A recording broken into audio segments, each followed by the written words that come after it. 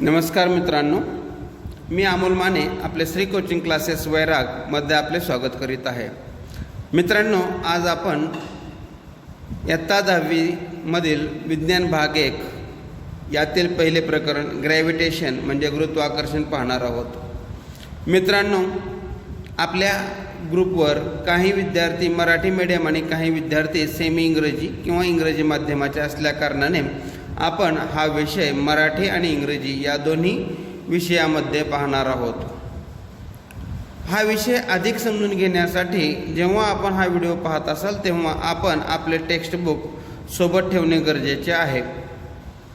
Gravitation हे प्रकरण पाहण्यापूर्वी पहिला जो मुद्दा आहे कॅन यू रिकॉल हा आपण पाहणार आहोत।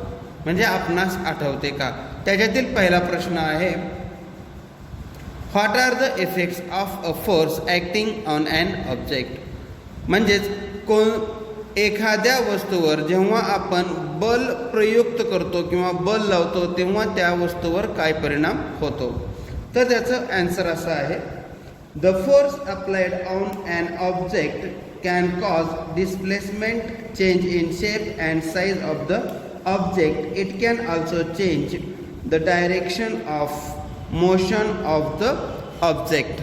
म्हणजेच जेव्हा आपण एखाद्या वस्तूवर बल लावतो तेव्हा वस्तूचे विस्थापन होते, त्याच्या आकारमानात बदल होतो, आकारात बदल होतो आणि बलामुळे वस्तूच्या दिशेमध्ये देखील बदल होतो। याच्यासाठी एक साधं एक्झाम्पल आहे, आपला जो इरेजर आहे तो इरेजर आपण दाबल्यानंतर त्याच्यावर परिणाम होतो। तर तो प्रयोग छोटासा घरी करून पाहू शकतो। दुसरा क्वेश्चन आहे त्याच्यामधलाच what types of forces are you familiar with. तुम्हाला कोणत्या पद्धतीचे बलाचे प्रकार माहीत आहेत? तर मित्रांनो, forces can be classified into 2 categories. One is balanced force and second is unbalanced force. मित्रांनो, आपल्याला या बलाचे 2 प्रकारामध्ये विभाजन करता येते। एक संतुलित बल आणि दुसरे आहे असंतुलित बल। बल कुठल्या प्रकारचे आहेत? We can also say that there are muscular force, mechanical force, gravitational force, magnetic force, frictional force and electrostatic force. म्हणजेच बल हे घर्षण बल, गुरुत्वाकर्षण बल, चुंबकीय बल, विद्युत चुंबकीय बल, स्नायू बल यामध्ये आपण बलाचे प्रकार सांगू शकतो। तिसरा प्रश्न आहे what do you know about the gravitational force. Gravitational force बद्दल तुम्हाला काय माहिती आहे? The force which is applied by the earth to pull object towards itself is known as gravitational force. कोणतीही वस्तू वर फेकली असता काही अंतरावरून ती पुन्हा खाली येते यास गुरुत्वाकर्षण शक्ती असे म्हणतात। आता आपण खाली बघूयात, काही डेफिनेशन्स दिलेले आहेत। आपण मागच्या इयत्तेमध्ये शिकलेलो आहोत what is mean by gravitational force. मित्रांनो, आपण आपल्या पुस्तकामध्ये या व्याख्येला खूण करून घेऊ शकता। परीक्षेला हा प्रश्न 1 मार्कासाठी येण्याची शक्यता असते। What is mean by gravitational force. गुरुत्वाकर्षण शक्ती म्हणजे काय? आन्सर आहे the gravitational force is a universal force and it acts not only between 2 objects on the earth but also between any 2 objects in the universe. गुरुत्वाकर्षण म्हणजे काय? गुरुत्वाकर्षण हा एक वैश्विक बल असून ते केवळ पृथ्वीवरील 2 वस्तूंमध्येच नव्हे तर कोणत्याही 2 खगोलीय वस्तूंमध्ये प्रयुक्त असते। म्हणजेच जेव्हा आपण एखादी वस्तू पृथ्वीवरच नाही तर कोठेही जेव्हा आपण त्या 2 वस्तू एकमेकांकडे आकर्षण केल्या जातात तेव्हा त्याला ग्रॅव्हिटेशनल फोर्स असे म्हटले जातात। या ग्रॅव्हिटेशनल फोर्स लावलेला आहे. याच्यासाठी आपणा सर्वांना एक गोष्ट माहिती आहे, जेव्हा न्यूटन एका सफरचंदाच्या झाडाखाली बसला होता तेव्हा त्याला असं दिसलं की झाडावरून जेव्हा ते फळ खाली पडलं, ते फळ इकडे इकडे न जाता डायरेक्ट त्याच्या लंब आकृतीमध्ये म्हणजे परपेंडिक्युलर ते फळ काय झालं, पृथ्वीवर खाली पडलं गेलं. तेव्हा त्यांना जेव्हा याचा शोध लावला तेव्हा त्याच्या लक्षात आलं की पृथ्वीच्या आतमध्ये अशी कुठली तरी एक शक्ती आहे की जे शक्ती काय करते, कुठल्याही पदार्थाला आपल्या स्वतःकडे खेचून घेते. मुलांना भौतिकशास्त्राचा अभ्यास करत असताना या सर्व गोष्टी आपल्याला इमॅजिनेशनवर बऱ्याचशा अवलंबून आहेत, कारण बऱ्याचशा गोष्टी आपण पाहिलेल्या नाहीत. जसं आपण म्हणतो की पृथ्वी ही सूर्याभोवती फिरते, पण आपण कुणी प्रत्यक्ष पाहिलेलं आहे का, ते एक इमॅजिनेशन आहे. त्याच पद्धतीने पृथ्वीच्या आतमध्ये गुरुत्वाकर्षण शक्ती आहे, या चुंबकीय बल आहे, ते कोणीही आपण पाहिलेलं नाही, परंतु एक आपण अनुमान मानून आपण त्याचा अभ्यास करत असतो.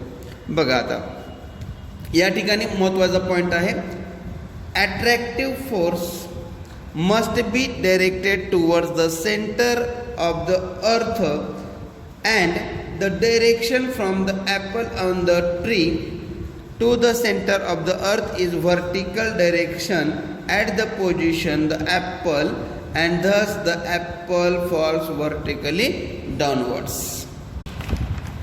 मित्रांनो, पुढचा मुद्दा आपण पाहणार आहोत, फोर्स अँड मोशन, गती आणि बल. आपणा सर्वांना माहिती आहे की कोणत्याही स्थिर वस्तूची दिशा बदलण्यासाठी किंवा तिला गतिमान करण्यासाठी आपणाला त्याच्यावर बल प्रयुक्त करावे लागते. A force is necessary to change the speed as well as the direction of motion of an object. या गतिविषयक नियमाबद्दल आपणास सर इसाक न्यूटन यांनी काही नियम सांगितलेले आहेत. ते नियम आपण मागच्या इयत्तेमध्ये पाहिलेले होते, तेच नियम आता आपण पुन्हा एकदा त्याचे रिव्हिजन करणार आहोत. सर इसाक न्यूटनचे गतिविषयक असणारे 3 नियम आपण पाहणार आहोत. पहिला नियम आहे, an object continues to remain at rest or in a state of uniform motion along a straight line unless an external unbalanced force acts on it. म्हणजेच जर एखाद्या वस्तूवर कोणतेही बाह्य असंतुलित बल कार्यरत नसेल तर तिच्या स्थिर अवस्थेत किंवा सरळ रेषेतील एकसमान गतीमध्ये सातत्य राहते.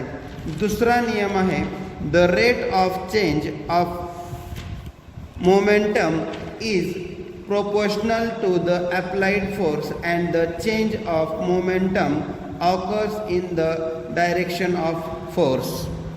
संवेग परिवर्तनाचा दर प्रयुक्त बलाशी समानुपाती असतो आणि संवेगाचे परिवर्तन बलाच्या दिशेने होते.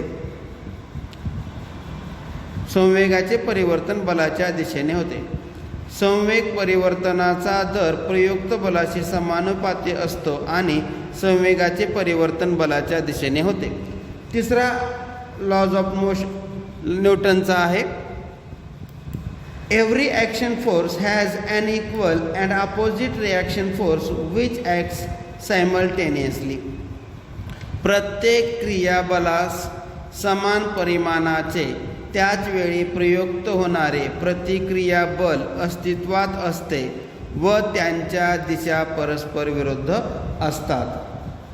याच्यानंतर आपण पाहणार आहोत circular motion and centripetal force. Definitions पाहणार आहोत, circular motion, uniform circular motion आणि सेंट्रिपेटल फोर्स. या व्याख्या तुम्ही सावकाशपणे लिहून घ्या. पहिली व्याख्या आहे circular motion, the motion of an object which is in a circular path is called as circular motion. एखाद्या वस्तूची गती वर्तुळाकार असते तेव्हा त्या गतीस वर्तुळाकार गती असे म्हणतात. Uniform circular motion When an object moves in a circular path with uniform speed, its motion is uniform circular motion. एक समान वर्तुळाकार गती म्हणजे जेव्हा एखादी वस्तू एक समान गतीसह वर्तुळाकार मार्गाने जाते तेव्हा त्या गतीला एक समान वर्तुळाकार गती असे म्हणतात. आणि centripetal force, a force acts on any object moving along a circle and it is directed towards the center of the circle. This is called as centripetal force. वर्तुळाकार कक्षेत फिरणाऱ्या कोणत्याही वस्तूवर वर्तुळाच्या केंद्राच्या दिशेने बल प्रयुक्त होत असते तेव्हा या बलास अभिकेंद्री बल असे म्हणतात. याच्यामध्ये पान नंबर 2 वर सांगितलेलं आहे की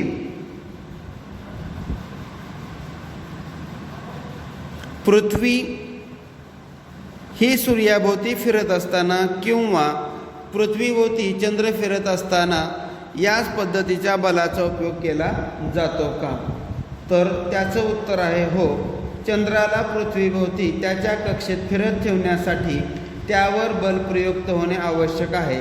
तसेच हे बल पृथ्वीच प्रयुक्त करत असेल व चंद्रास स्वतःकडे आकर्षित करीत असेल. त्याप्रमाणेच सूर्य देखील पृथ्वीसह सर्व ग्रहांना स्वतःकडे आकर्षित करीत असतो. याचाच अर्थ आकृती 1.2 मध्ये आपण पाहू शकतो. या ठिकाणी ही मुलगी आहे, मुलगी आणि त्याच्या भोवती हे सर्व गोलाकार फिरत आहे. याचा अर्थ ही मुलगी म्हणजे आपण जर सूर्य समजलं एक्झाम्पल घेतलं तर त्याच्या भोवती फिरणारे हे सर्व ग्रह आहेत आणि या सर्वांनी सेंट्रिपेटल फोर्स या ठिकाणी सेंट्रिपेटल फोर्स अट्रॅक्ट केलेला आहे आणि हे सर्व ग्रह सर्क्युलर मोशनमध्ये फिरत आहेत.